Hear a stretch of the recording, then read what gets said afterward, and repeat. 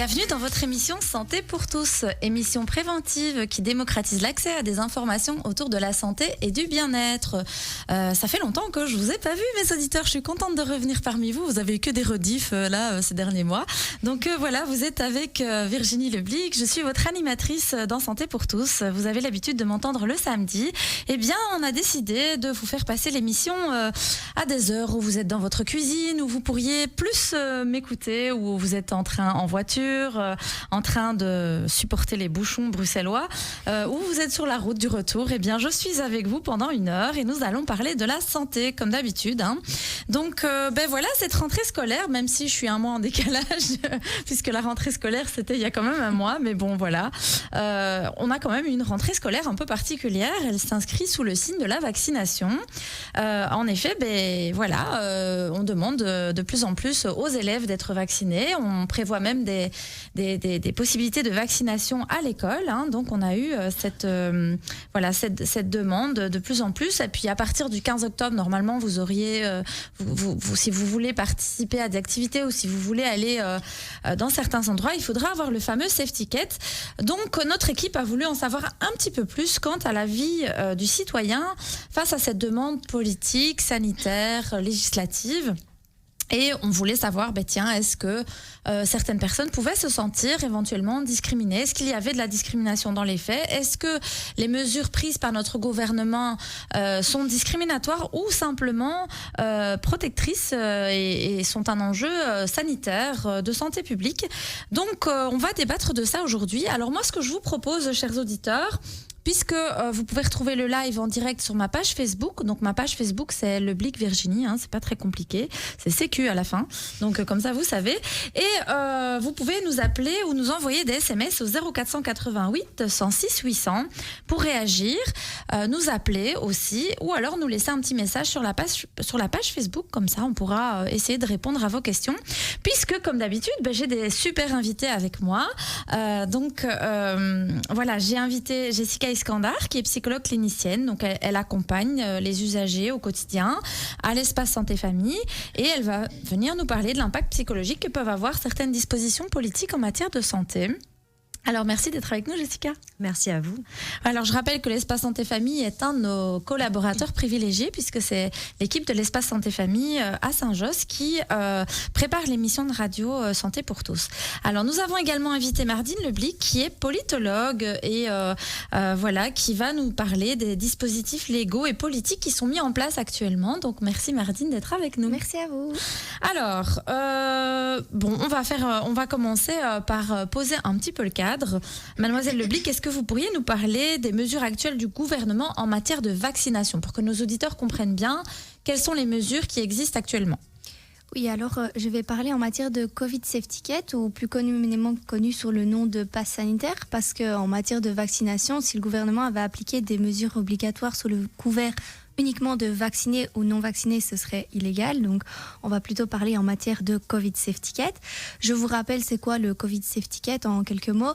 C'est d'une part les vaccinés, donc ceux qui détiennent la preuve de vaccination complète de 2 doses, sauf pour le vaccin Johnson & Johnson où c'est qu'une seule dose. Les personnes avec un résultat négatif au test PCR de moins de 72 heures ou d'un test antigénique rapide de moins de 48 heures. Et les personnes détenant une preuve de rétablissement de moins de 6 mois après avoir été testées positives au Covid-19. Donc ça, c'est pour la définition du Covid Safety Ticket. Comme ça, on est sûr que tout le monde comprend de quoi on parle. Mais ce n'est pas encore en vigueur, comme vous l'avez bien introduit. C'est à partir du 15 octobre prochain. Mais ça, je vais revenir parce qu'il y aura certaines conditions, évidemment. En attendant, nous sommes toujours dans les mêmes vigueurs qu'on était auparavant. Je les rappelle, donc, c'est au niveau de l'ORECA, c'est-à-dire que les cafés, restaurants, activités ORECA professionnelles, il y a la distanciation de 1,50 m entre les tables, 8 personnes maximum, le port du masque toujours obligatoire lors des déplacements à l'intérieur. La seule chose qui a changé au niveau de l'ORECA, c'est que l'heure de fermeture à 1 h du matin n'est plus d'application. Par contre, depuis le 1er octobre, le Covid Safety Ticket s'applique pour les événements de masse comme dans les boîtes de nuit. Mais pour le reste, on doit attendre en fait que l'ordonnance bruxelloise soit rentrée en vigueur et qu'il y ait eu la condition validée par le Parlement, ce qui aura lieu donc à partir du 15 octobre. Pour comprendre cette entrée en vigueur, en fait, cela signifie que le texte doit être examiné en commission. C'est ce qu'il y a eu hier. On n'a pas encore beaucoup de retours là-dessus parce qu'en fait, on doit aussi attendre que ce soit passé en séance plénière. Ça, c'est demain que ça va avoir lieu, donc ce vendredi 8 octobre. Ensuite, donc, sous réserve du feu vert du Parlement, le texte et donc l'extension du recours au Covid Safety Ticket entrera en vigueur le 15 octobre prochain. Au niveau pratique, qu'est-ce que cela signifie? Donc, cette entrée en vigueur le 15 octobre. Cela signifie que pour les lieux, donc les boîtes de nuit, les bars dansants, l'ORECA, les hôpitaux, maisons de retraite et maisons de repos et soins de santé, les centres sportifs et les centres de fitness, le Covid Safety Ticket sera obligatoire pour y accéder. Sauf dans l'ORECA, les terrasses. Là, les terrasses restera accessible à ceux qui n'ont pas de Covid Safety Ticket. Et pour les centres de fitness et centres sportifs, cela ne concerne pas les sports en extérieur en dessous de 200 personnes. Je dis bien en dessous, au-dessus, là, oui, il faut le Covid Safety Ticket. Cela aussi concerne une obligation à partir de 50 personnes en intérieur et 200 personnes en extérieur pour les foires commerciales et congrès, les établissements du secteur culturel, récréatif et festif et les événements de masse. En dessous de 50 personnes en intérieur et 200 personnes en extérieur pour ces éléments que je viens de citer, là, le Covid Safety Ticket est sur une base volontaire. Donc cette obligation concernera tous les citoyens à partir de 16 ans, à l'exception des visiteurs des hôpitaux, des maisons de repos et soins de santé et les participants aux événements de masse. Là, le Covid Safety Ticket sera requis à partir de 12 ans. Donc voilà. Donc aussi à partir de 12 ans. Alors. Oui, à partir de 12 ans pour les visiteurs des hôpitaux, maisons de repos et soins de santé et les participants aux événements de masse. Événements de masse, ça veut dire au-dessus de 50 personnes en intérieur et au-dessus de 200 personnes en extérieur. Et donc si j'ai un rendez-vous à l'hôpital pour mon enfant, il doit avoir un Covid Safety Ticket s'il a 12 ans. Oui. Voilà. Okay. Donc ça c'est important, c'est pour ça que je je savais pas. Voilà. Je viens de l'apprendre. Ça m'a l'air bien compliqué toutes ces règles. Oui, c'est ce qui en est sorti. Donc justement, je tiens à rappeler, si vous voulez le relire attentivement et être reposé, parce que c'est vrai que ça c'est beaucoup d'informations. Exactement. Le texte sera mis sur le site du Parlement bruxellois à la fin de la semaine prochaine. Donc je vous invite à aller le relire si vous avez un peu du mal avec toutes ces dispositions. Et à titre pratique et surtout informatique, mais je crois que c'est très important, si vous voulez frauder, attention.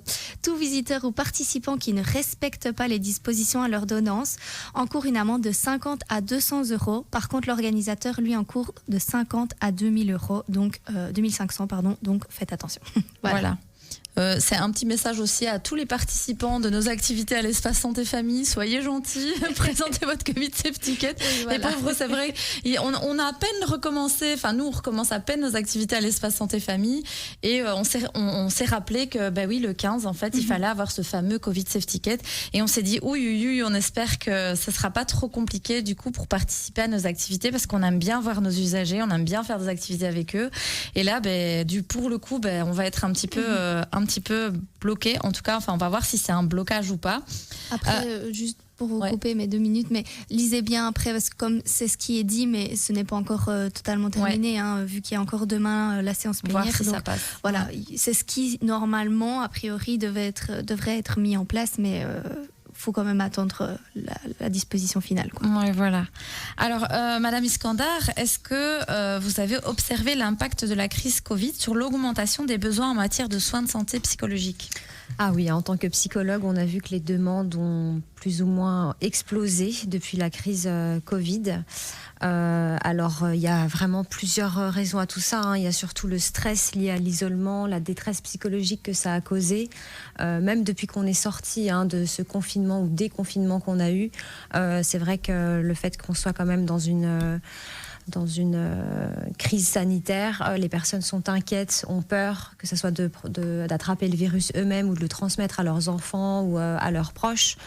La souffrance, comme je l'ai dit, liée à l'isolement, surtout chez les personnes âgées. Moi, c'est vraiment ces plaintes-là que j'ai pu constater. Après, de façon plus générale, c'est vrai qu'on a eu aussi beaucoup de taux de décrochage scolaire. Ouais. Ça a été nettement observé aussi pour plusieurs raisons. Le burn-out parental aussi a été en augmentation avec les parents en télétravail et les enfants à la maison. C'était pas facile à gérer. La dépression, d'une façon générale, a nettement augmenté aussi, dû au manque de contacts sociaux, à la perte de l'emploi, à la précarité de l'emploi, le manque de visibilité de l'avenir aussi. Ça a créé beaucoup de peur et d'angoisse. Et alors, les personnes qui pouvaient souffrir de troubles obsessionnels compulsifs ou de phobies, ont été vraiment particulièrement plus inquiètes et anxieuses depuis que nous sommes en crise Covid. Ouais. Et donc on voit qu'il y a vraiment une plus grosse demande de soutien psychologique depuis cette période-là.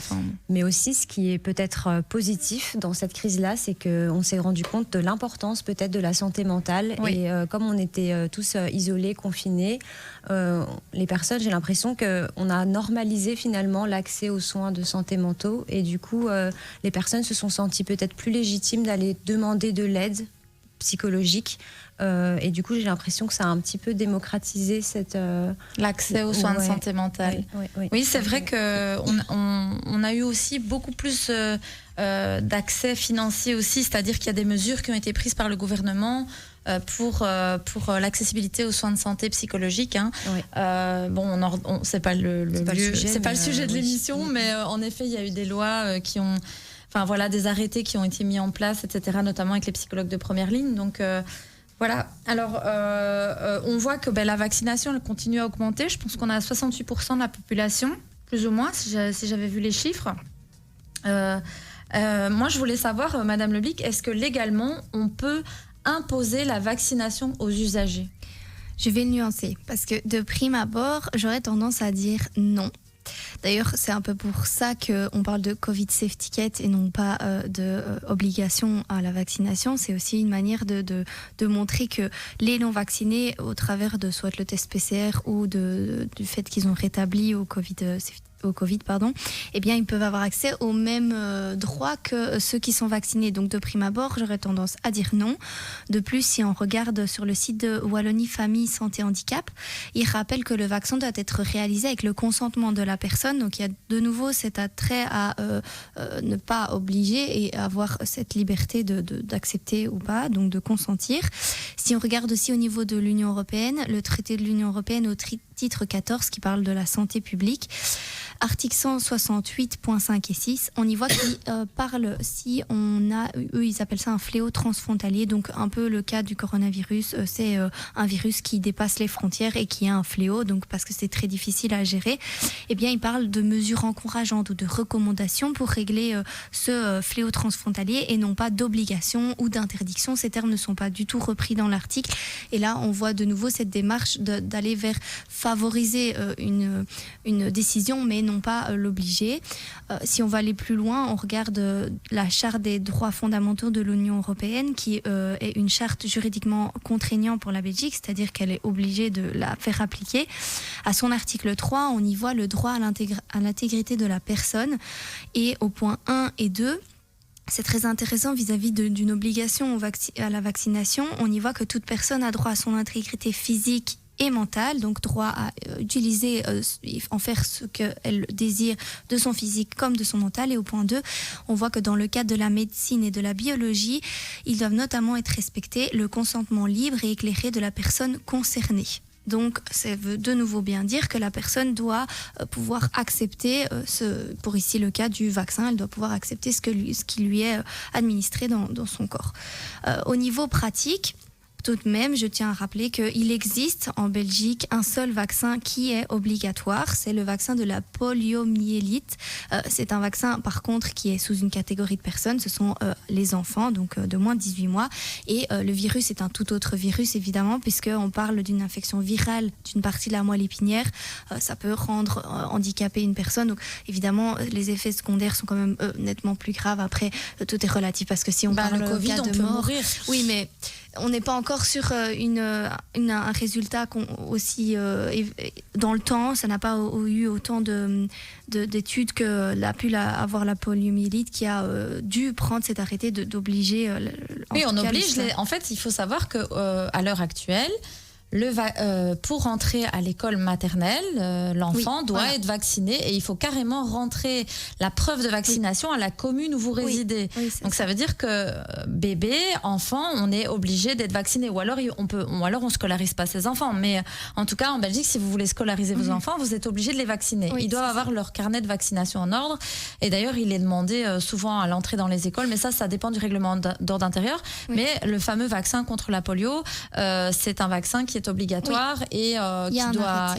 clairement. Il y a un arrêté royal donc en octobre 1966. Après voilà, on n'est pas du tout sur le même type de virus, il n'y a pas plus ou moins grave, ça ce n'est pas la question et puis je ne suis pas médecin, je ne m'en permettrai pas.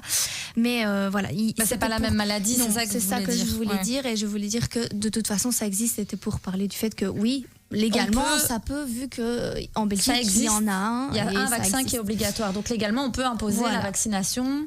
Oui, ça se fait déjà pour la polio. Ça pourrait, voilà, mais je disais, c'est pour ça que je nuançais au début de la réponse de ma question, c'est de dire, à proprement dit, non, mais ça peut arriver, oui, comme ce cas-ci.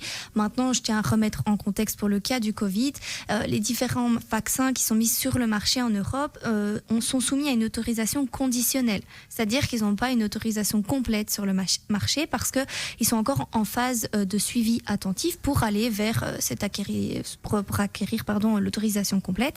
Et donc, cela rend encore l'idée du vaccin obligatoire un peu obsolète parce que il faut qu'ils aient les autorisations complètes. C'est ça. Donc, une fois qu'ils auront les autorisations complètes, là, on pourrait le rendre obligatoire, mais là, légalement, on peut pas le faire. Et puis, on pourrait, c'est un grand mot parce que ça va prendre énormément de démarches. C'est pour ça que, franchement, j'invite, si vous voulez vous renseigner plus là-dessus, à aller voir la loi sanitaire en Belgique, qui est la loi du 1er septembre 1945. C'est une loi qui a été d'appui pour créer cette obligation sur la polio. Et donc, ça peut aider à comprendre la situation actuelle, comment ça pourrait aboutir à une obligation. Mais comme je dis, ce n'est pas du tout encore d'actualité, tant le contexte ne le permet pas pour l'instant. D'accord, ok.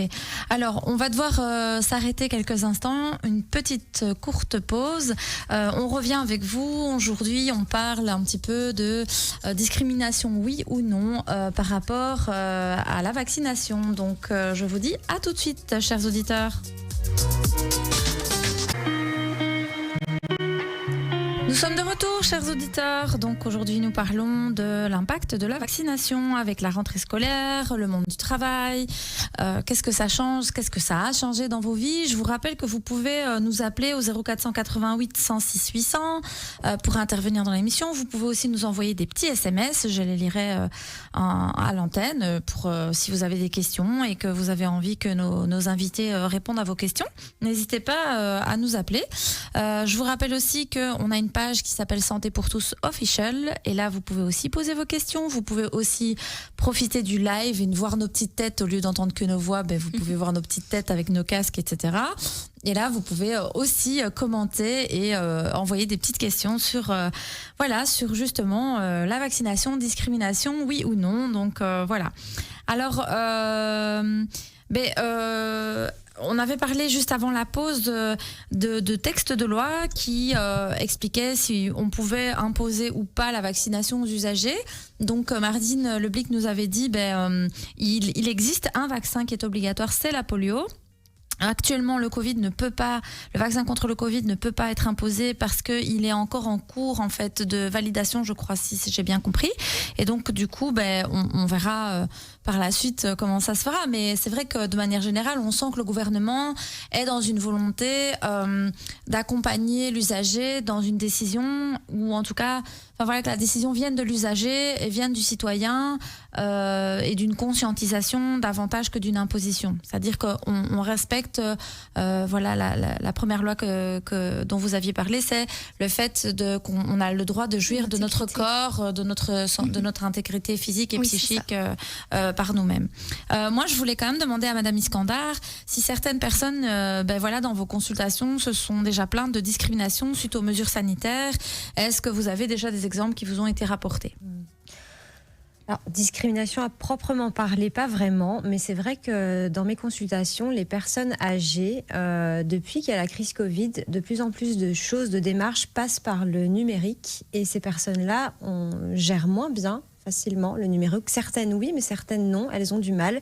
Et celles qui sont isolées, qui n'ont vraiment pas de famille, etc., c'est très compliqué pour elles de pouvoir continuer à s'insérer dans la société, à faire des choses, à prévoir des rendez-vous, tout ça, alors que tout ça ne passe plus du tout par forcément le face-à-face. C'est que à distance. Et du coup, ça devient très compliqué pour ces personnes-là. Et aussi le manque de contact, d'activité. Elles ont l'impression un petit peu d'avoir été délaissées, même si on reprend petit à petit, mais c'est vraiment très lent et ça dépend un petit peu, je pense, des communes. Donc, oui, et puis leur demander d'avoir un Covid Safety Kit si elles ne savent pas utiliser une appli ou si elles ne savent pas... le GSM, tout simplement. Il y en a même qui n'ont pas de même sur Internet. GSM, oui, voilà, c'est Internet, il y en a qui n'ont même pas Internet chez eux, faut le rappeler. Donc, c'est vrai que celles-là se sentent vraiment mises à l'écart. Ça peut constituer une certaine fracture numérique. Mais du coup, est-ce que... parce que moi, c'est vrai que même dans mon travail, j'ai déjà eu, par exemple, certains organes, certaines institutions qui me disent oui, si vous m'envoyez un intervenant, il faut qu'il soit vacciné, sinon je veux pas qu'il travaille avec nous, même si l'intervenant il fait des PCR, même s'il a son masque, etc. On peut parler de discrimination, du coup, je pense à ce moment-là, à partir du moment où on met à l'écart une personne parce qu'elle n'est pas vaccinée. Mais alors, du coup, moi, je me demandais aussi quel impact psychologique ça peut avoir sur un usager. Parce que là, vous parlez des personnes âgées, mais les personnes qui, parce qu'elles ne sont pas informées ou parce qu'elles choisissent de ne pas se faire vacciner, n'ont pas accès aux activités. Voilà, on sort d'une période Covid où on pouvait avoir accès à aucune activité. Maintenant, on peut avoir accès, mais sous conditions. Ouais. Et puis un test PCR, ça coûte quand même la blinde, quoi. Donc du coup, on peut peut-être pas parler de discrimination directe, mais peut-être de manière indirecte, ou en tout cas une mise à l'écart de certaines personnes. Enfin, certains peuvent peut-être se sentir mis à l'écart. Ouais. Et du coup, quel impact ça peut avoir sur leur psychisme ? Cette mise à l'écart, justement, ça provoque un sentiment de rejet qui peut être très très difficile à vivre. Ça provoque aussi des sentiments de colère. Et quand une personne est discriminée, à son tour, donc elle va avoir une baisse de son estime d'elle-même, elle va être en colère, elle va avoir un sentiment de rejet, tous ces sentiments-là. Et ça peut même arriver jusqu'à des sentiments de haine qui va elle-même se retourner contre le système, contre les personnes qui l'ont discriminée. Donc oui, c'est vraiment quelque chose de grave. Et c'est d'ailleurs pas pour rien que la discrimination est punie par la loi. Exactement. C'est illégal, oui. Oui, donc en fait, si discrimination il y a, on pourrait dire que ça doit rester des faits isolés et des faits qui sont punissables par la loi. Je sais pas, Madame Leblic, est-ce que éventuellement les politiques ont pu trouver un compromis, des alternatives qui sont susceptibles de respecter les libertés individuelles et d'éviter que les personnes non vaccinées subissent alors des discriminations ? Mais de nouveau, ça rejoint qu'à première vue, on pourrait avoir tendance à dire oui, avec ce prétexte simple de la création du Covid Safety Kit, avec cette idée qui permet aux non-vaccinés d'accéder via un test Covid ou une preuve de rétablissement au même droit que les vaccinés. Donc, à premier abord, on pourrait dire, oui, ils ont mis à disposition ce Covid Safety Kit pour éviter de dire non, c'est l'obligation du vaccin. Et puis pour éviter, parce que de toute façon, ce n'est pas légal. Mais dans les faits, et après analyse, comme on vient de bien l'expliquer, pas vraiment. En fait, d'abord, concernant l'accès au travail. Pour rappel, le statut vaccinal ne peut être constitué un motif de refus pour engager un travailleur. Donc, comme Ounia le rappelle bien, la Convention collective du travail 38 concernant le recrutement et la sélection de travailleurs interdit à un employeur, dans le cadre du recrutement, de poser des questions qui ont trait à des données caractère personnel. Les questions de santé en font évidemment partie. Mais une question se pose. Là, on va voir à partir du 15 octobre le Covid Safety Kit pour, dans le RECA, dans les soins de santé, comme j'ai énuméré avant, dans l'aspect culturel. Mais donc, eux, les employeurs, même si théoriquement parlant, ils ne peuvent pas favoriser quelqu'un qui est vacciné à quelqu'un qui ne l'est pas. Eh bien, on a vu, et j'ai vu des reportages, oui, il y en a qui vont favoriser. Pourquoi ? Parce que ça devient compliqué, vu que maintenant, ça va être Covid Safety Kit obligatoire. Mais même dans le monde de la santé, c'est-à-dire oui, dans la santé si vous voulez aussi recruter une infirmière, une psy, un médecin, s'il n'est pas vacciné, ça va être vraiment compliqué de le faire travailler. Voilà, et puis en plus, il n'y a pas que au niveau de l'employeur. L'employé, même s'il est déjà employé depuis des années, à partir de maintenant, si lui, il a fait son choix de ne pas se faire vacciner, parce que je rappelle, c'est sur base volontaire, il va faire comment ? Est-ce que tous les 2 jours ou toutes les 78 heures, ou 72 heures plutôt, est-ce qu'il va devoir se faire un test PCR? Et si oui, est-ce que c'est remboursé? Parce que je sais qu'il y a un certain nombre qui est remboursé, mais bon, là, on parle pas de 2, hein, si c'est à ce point, enfin, ça coûte cher d'aller au travail à ce niveau-là.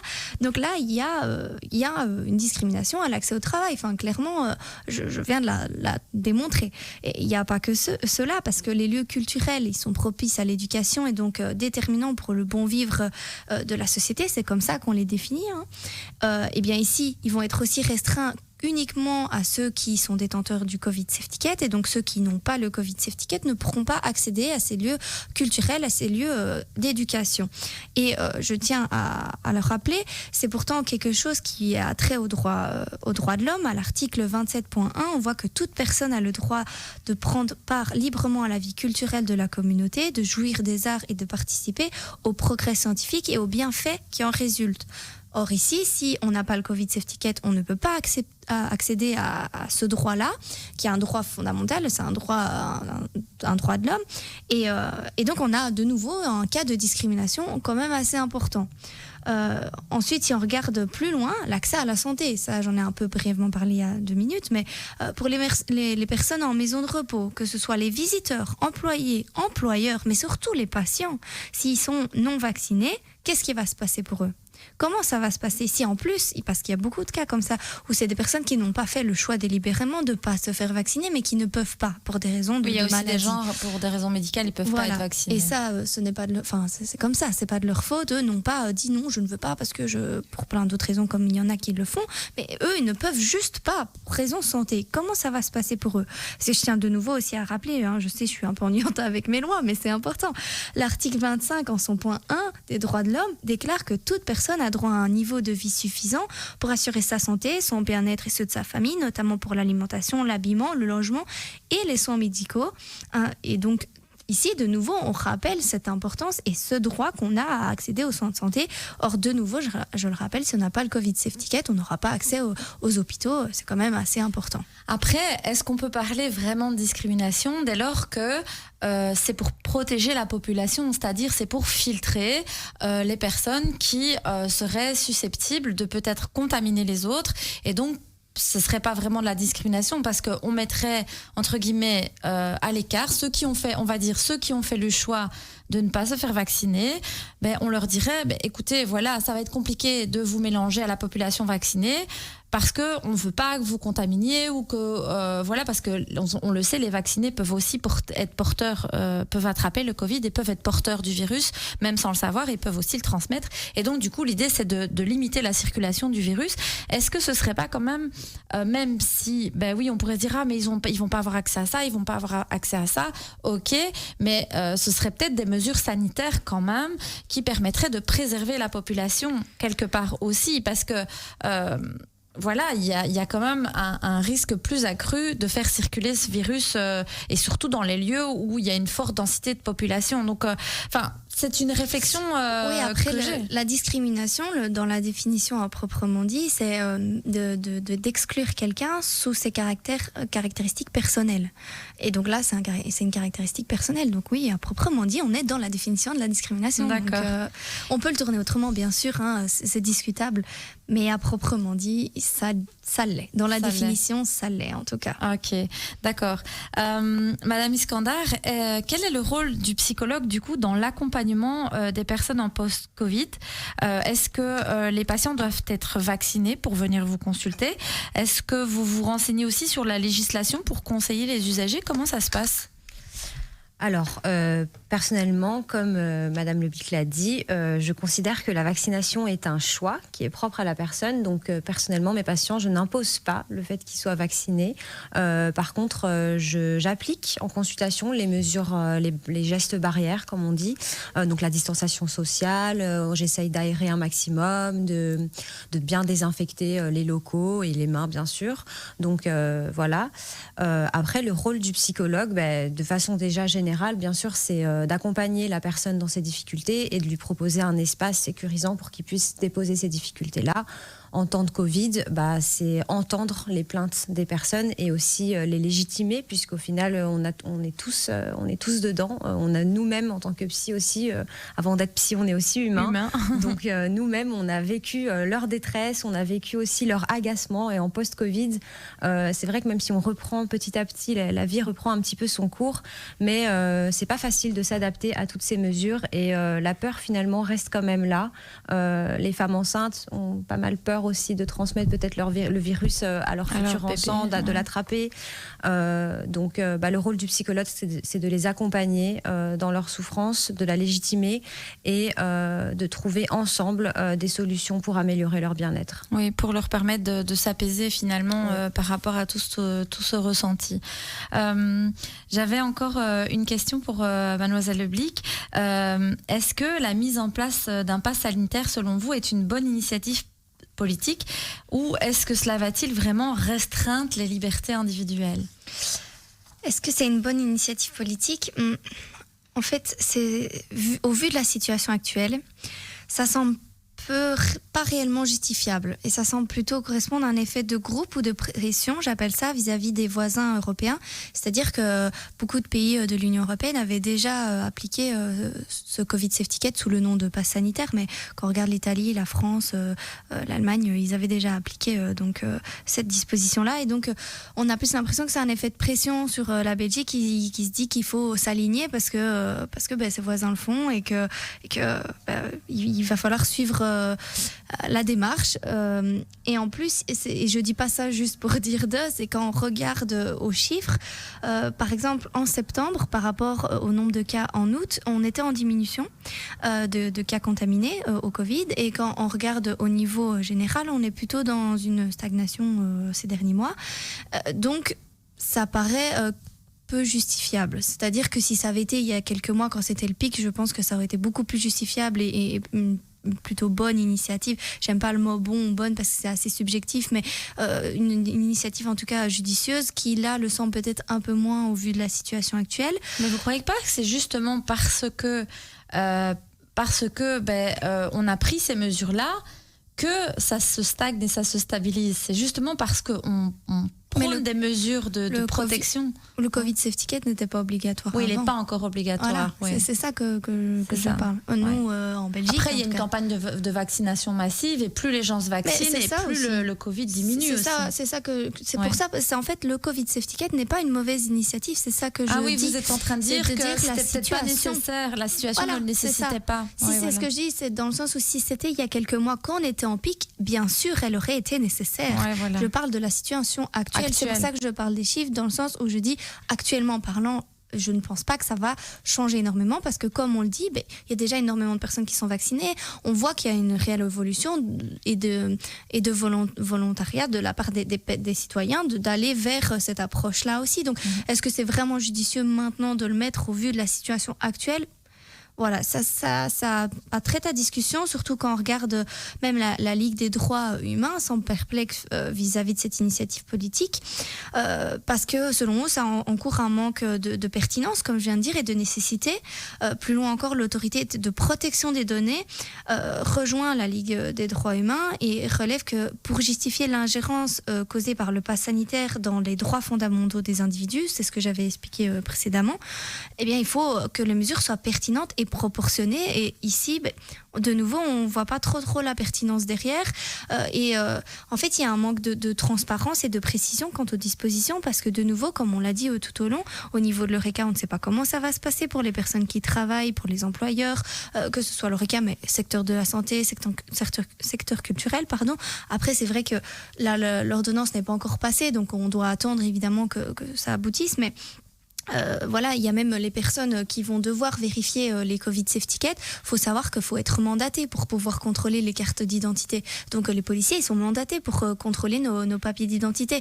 Mais les personnes dans le RECA, dans le secteur culturel, dans le secteur de la santé, oui, pour traiter de la santé justement, mais les autres ne sont pas mandatés pour pouvoir voir nos données personnelles. Donc de nouveau, comment ça va se passer? Est-ce que les dispositions vont le permettre? Est-ce que alors on va pouvoir mandater les personnes, mais jusque quand? Enfin, voilà, c'est quand même quelque chose qui n'est pas clair et qui se pose des questions.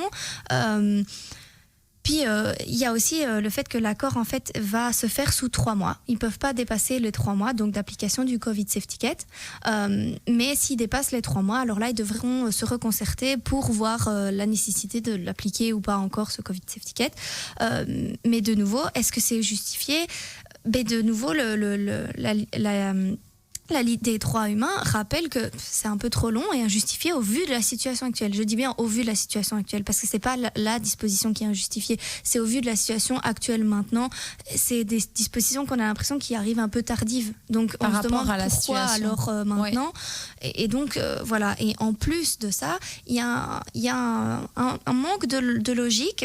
C'est-à-dire que dans cet accord, cela prévoirait une application à géométrie variable.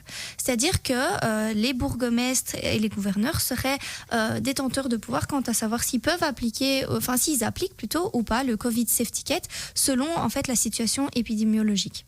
Et donc c'est de nouveau une discrimination parce que si moi je suis dans une commune, eh ben peut-être chez moi ils ne l'appliquent pas le Covid Safety Ticket, mais la commune voisine l'applique. Alors non, ça va pas, c'est pas correct. Alors moi je vais sortir en soirée à la commune d'à côté. Enfin, vous comprenez. Ce pays. Il y a que la Belgique qui fait des trucs pas normal. C'est un truc de ouf. Et franchement, moi, j'aime la Belgique, j'aime mon pays. Il y a que nous qui gouvernons sans gouvernement, qui faisons des lois qui sont complètement schizophréniques. Non, il n'y a pas de logique, mais en plus, c'est même pas que les gouverneurs et bourgmestres, c'est que c'est aussi donc tout ce qui est, comme j'avais dit tantôt, sur base volontaire. Donc quand c'est les événements qui sont en dessous de 50 personnes en intérieur et en dessous de 200 personnes en extérieur, eh bien là c'est sur base volontaire des organisateurs, mais donc de nouveau ça ne va pas. Enfin, il faut quand même quelque chose de plus logique et encadré. C'est sur base volontaire des organisateurs, ça m'arrangerait bien ça d'ailleurs. Oui, bon, on va devoir partir faire une toute petite pause parce que voilà, le temps avance et il nous reste déjà plus qu'un quart d'heure. Donc chers auditeurs, je vous dis à tout de suite dans Santé pour tous.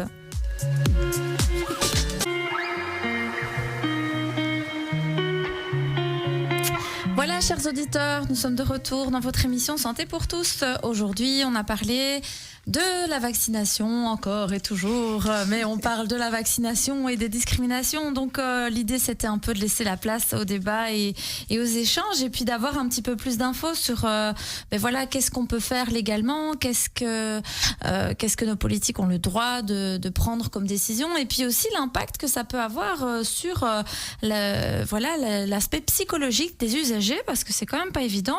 Et du coup, moi, j'avais quand même envie de demander une dernière petite question à Madame Iskandar, mais comment on peut préserver la santé mentale des usagers qui n'auront pas accès aux activités, parce que ça fait déjà 2 ans qu'ils n'ont pas accès aux activités. Oui. Et comment on préserve la santé mentale des usagers qui n'ont pas accès aux activités et qui pourront plus aller dans ces espaces culturels comme Mademoiselle Leblic nous en a parlé tout à l'heure. Oui. Alors ceux qui refuseraient ou d'obtenir ce Covid Safety Ticket et qui n'auront donc pas accès aux activités, ça ne veut pas dire que leur vie s'arrête. On l'a vu pendant le temps du Covid, c'est peut-être le moment d'être créatif, et alors à eux peut-être de créer eux-mêmes leurs activités, de continuer de se regrouper entre eux peut-être et d'aller créer eux-mêmes des activités, faire des marches, faire du sport ou peu importe. Ça n'a pas que du mauvais finalement. L'activité physique est toujours hyper importante. Maintenir un minimum d'activité physique pour la santé mentale, on sait très bien que c'est hyper important. Continuer de maintenir des contacts sociaux avec leurs proches, avec leurs amis, c'est hyper important aussi. Ça peut aussi finalement encourager l'introspection de ses besoins. Qu'est-ce que je veux pour moi? Qu'est-ce que je veux pour ma famille? Qu'est-ce que je veux pour les autres, pour mes voisins, pour le monde d'une façon peut-être plus générale? Continuer de trouver ou de développer des centres d'intérêt. Ils n'auront peut-être pas accès aux activités, mais ça ne veut pas dire qu'ils doivent arrêter finalement de se soucier de leur bien-être, et c'est leur responsabilité aussi. Oui, voilà, c'est leur corps finalement, et c'est à eux de faire avec et de choisir ce qu'ils ont envie d'en faire. Et d'assumer leur choix. Hein. Oui. En off, on rigolait un petit peu parce que de ce fameux Covid Safety Ticket avait commencé en France. Mardi, vous nous le disiez en off. Et alors, je taquinais un petit peu ma collègue Jessica Iskandar, qui est française, je le rappelle. Et fière de l'être. Dites pas ça à la radio, pas fière d'être française. J'adore la Belgique aussi. Ouais, on préfère la Belgique. Bien rattrapé. Je ne suis pas ici pour rien. Voilà, c'est ça. Voilà, on a des immigrants de France maintenant. Donc, ouais, ça c'est à cause du Covid Septiquette que t'es revenu en Belgique. Oui, maintenant qu'il est aussi en vigueur ici, peut-être qu'après le 15 octobre, je repartirai. Mais ce qu'on se disait finalement, c'est que ben voilà, c'est vrai que souvent, certaines personnes sont porteuses de valeurs, et même avant le Covid, il y avait des gens qui étaient contre la vaccination générale. Hein, donc il y avait des gens qui avaient cette valeur-là de voilà, biologie, nature, machin, etc. Et du coup. C'est vrai qu'on rigolait parce qu'on se disait, oui, finalement, une fois qu'il y a eu le Covid Safety-Kit et que les gens étaient obligés de se vacciner en France pour pouvoir partir en vacances et tout ça, mais ceux qui étaient contre le vaccin, ils ont vite été survaccinés. Non, mais il faut dire la vérité, c'est aussi une question de santé mentale. Le fait de pouvoir partir en vacances, se détendre, parce que qu'est-ce qui coûte le plus? Est-ce que c'est la santé physique, la santé mentale? Est-ce qu'on doit faire le poids entre les deux? De se dire oui, mais bon, finalement, ce vaccin, ok, parce que finalement, moi, j'ai aussi besoin de me détendre, j'ai aussi besoin d'aller en activité, de faire des choses, etc. On a attendu ça pendant longtemps. On a attendu 2 ans quand même, et donc après, voilà. Mais moi, je me dis voilà, soit on fait le choix du vaccin et on pourra participer aux activités et penser aussi à la collectivité et à la question sanitaire. Soit on fait preuve de créativité, un peu comme vous dites. Ou le test PCR aussi, hein, c'est vrai. Ou le test PCR. On peut aussi faire des tests PCR à gogo. C'est quoi, 48 € le test PCR, je crois. 48 €. Ouais, c'est 48 € le test PCR. Il y a une différence, je pense, entre le coût de l'antigénique et du PCR. Oui, et alors il y a celui en pharmacie aussi. Hein. Oui. Non, mais celui-là, il est pas valable. Hein. On peut pas le faire, celui-là, si. Si. Celui qu'on achète, l'autotest. Mais celui, il est moins longtemps valable, quoi. Donc justement, il est sous 48 heures. Et quoi, il faut le garder avec soi? Non, en fait, il y a un petit... c'est tout un système qu'il faut faire, et en fait il y a une petite plaquette qu'on laisse à plat, on attend le résultat, et une fois qu'on a le résultat, en fait il y a sur le côté de la plaquette un QR code, il faut le scanner, et c'est là, si c'est négatif, en fait... mais ça va, il coûte 6 € ce truc-là. 8 €. 8 €. Voilà, vous pouvez aller aux activités, vous faites votre petit machin, là, il faut juste se mettre un petit coton-tige dans le nez, et puis comme ça vous pourrez venir à nos activités, et donc ça marche, alors il faut... Après, à vérifier à nouveau, on attend quand même vérifier quand même l'ordonnance. Oui, parce que peut-être que pour le 15 octobre, finalement, ce sera peut-être pas obligatoire. Quoi. Ou peut-être qu'il y a des choses que j'ai expliquées qui vont changer, qui vont être appliquées autrement. Il y aura peut-être plus de choses qui auront été éclairées. Enfin voilà, j'invite quand même retirer, et puis... Lisez-le bien quand même quand il clair, sortira. En tout cas. C'est hyper clair. Ouais, c'est normal, c'est encore flou vu que demain il part. Il faut faire un master comme Mardine en sciences politiques pour comprendre les lois belges. Et oui, ça c'est triste, malheureusement. J'avais des étudiants qui venaient de Chine apparemment. Enfin, j'avais un collègue qui me disait qu'il y avait des étudiants qui venaient de Chine pour étudier notre système politique en Belgique. C'est quelque chose. Hein. Franchement, c'est quelque chose. C'est pas évident. Ça m'a demandé à plusieurs fois. Et d'ailleurs, si on regarde dans les statistiques, c'est pour l'anecdote, mais le droit constitutionnel qui est enseigné à l'université, c'est un des cours qui a le plus de cas d'échecs. Ah bon? Ah oui, vraiment. Hein. Il n'y a pas beaucoup de taux de réussite de ce cours-là. Et parce qu'on voit la constitution de la Belgique et dont comment elle fonctionne, c'est très compliqué. Dur à comprendre. Oui, mais moi, des fois, je dois honnêtement aller retourner parce qu'il y a des fois, je suis plus sûre. Quoi. Je sais, et qu'une fois que je le lis, je me dis, mais oui, c'est bon, je savais. Mais des fois, je ne suis pas certaine à 100%. Parce que c'est vrai que c'est là. Pour s'y remettre, il faut refaire un arbre généalogique en fait. Non. Mais donc, les usagers, ils ont accès pour le coup aux soins de santé mentaux. Donc en tout cas, les consultations psychologiques, ça reste. Pas besoin d'être vacciné, pas besoin de Covid Safety Kit. Chez moi en tout cas. Oui, chez Jessica. Le message est passé, on vous discrimine pas. Chez moi aussi, hein, mais bon, la liste d'attente est longue, c'est ça le problème. Donc non, je plaisante. Mais donc normalement, en tout cas, je pense à Espace Santé Famille, c'est pas encore obligatoire, même si j'ai entendu que dans les hôpitaux ça allait être, et les maisons de repos, etc., ça allait être obligatoire. Mais je trouve ça c'est quand même assez impressionnant parce que voilà, 12 ans, je veux dire, c'est petit quand même si on doit aller à un rendez-vous médical. Voilà. Après, il y a le fameux petit test antigénique, donc peut-être ça, les urgences. Mais je pense que les urgences, ça, j'y ai pensé, j'ai réfléchi à la question. Tu te casses la jambe? Non, désolé, pas de mais c'est même 48 plus grave. T'as l'appendicite. Je sais pas. Non, mais je suppose que dans ces cas-là, mais j'y ai pensé. Il y a 2 mois, j'ai été aux urgences. Rien de grave, vous inquiétez pas.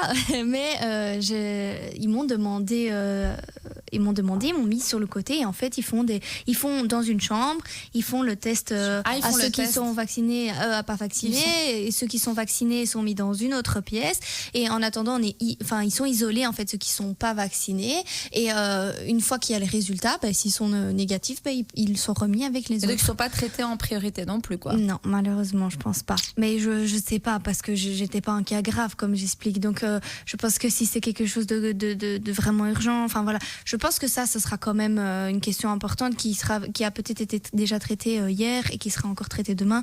Sur ça vraiment j'invite les auditeurs à aller lire. C'est où qu'ils peuvent aller voir ces auditeurs? Donc j'avais dit c'était sur le site du Parlement bruxellois qui sera le texte sera disponible donc la semaine prochaine, fin de semaine prochaine, oui. Donc comptez quand même fin de semaine prochaine, voire la semaine d'encore après pour être sûr. Mais voilà, j'invite vraiment à les lire parce que même là on a donné plein d'infos, c'est un peu brouillon dans la tête. Et puis comme je dis là ils ont discuté, donc ils ont peut-être vraiment donné plus de détails sur certains points, enlevé d'autres points parce que peut-être ils se rendaient compte que c'était pas possible de le mettre en application. Enfin voilà, donc c'est important. Là c'est ce qui avait déjà été dit mais ce n'est pas encore appliqué, donc j'insiste bien, ne croyez pas tout ce que j'ai dit à mot pour mot. Écoutez pas Martine, elle dit n'importe quoi. Non, les lois, non, les lois elles sont vraies. Tout ce que j'ai dit est vrai, mais c'est parce que c'est pas encore mis en vigueur, donc voilà. Parce qu'en Belgique on dit des choses mais c'est pas toujours vrai, donc en fait tout ce qu'on vient de faire là depuis 1 heure, vous pouvez tout effacer. Non. Demain ce sera autre chose. J'ai fait des belles recherches, vous inquiétez pas, je n'ai pas dit n'importe quoi.